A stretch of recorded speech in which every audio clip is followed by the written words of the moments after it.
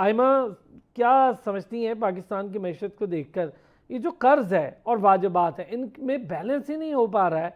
ले तो रहे हैं कर्ज, लेकिन वाजिबात की अदायगी डिले पर डिले रीशेड्यूल होती रहेगी, कर्ज बढ़ता चला जाएगा, वहीं का वही रहेगा, इंटरेस्ट रेट होगा वो भी बढ़ता चला जाएगा।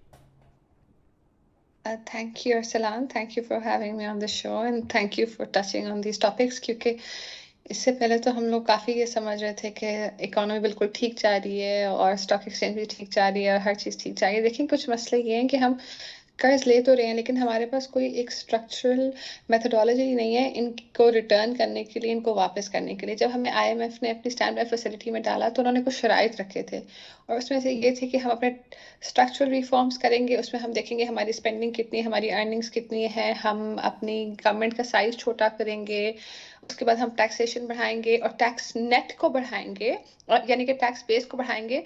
तो अगर हम अब वापस मुड़ के देखें, उसकी रिफ्लेक्शन करें तो हम देख सकते हैं कि ऐसा कुछ भी नहीं हुआ, ना हमारी गवर्नमेंट का साइज छोटा हुआ, उल्टा बड़ा हो गया।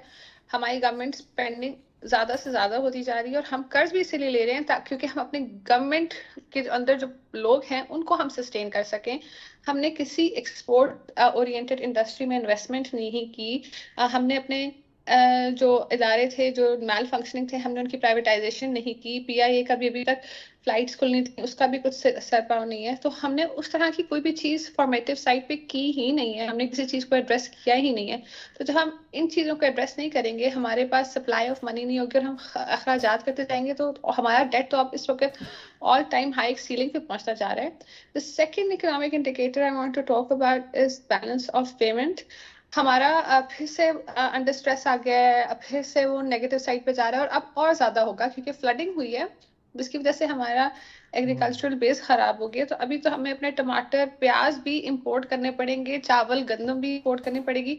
तो उसको उसकी ही पेमेंट करने के लिए हम और धंसते से धंसते चले जाएंगे। तो I don't know which way is this government really steering. और जब हम आईएमएफ के इस प्रोग्राम में गए थे तभी मैं यही बोलती थी, जिस भी एवेन्यू पे जाती थी, कि this doesn't seem to be working क्योंकि एक सैलरी क्लास एक हद तक ही टैक्स पे कर सकता है और वो हो चुका है।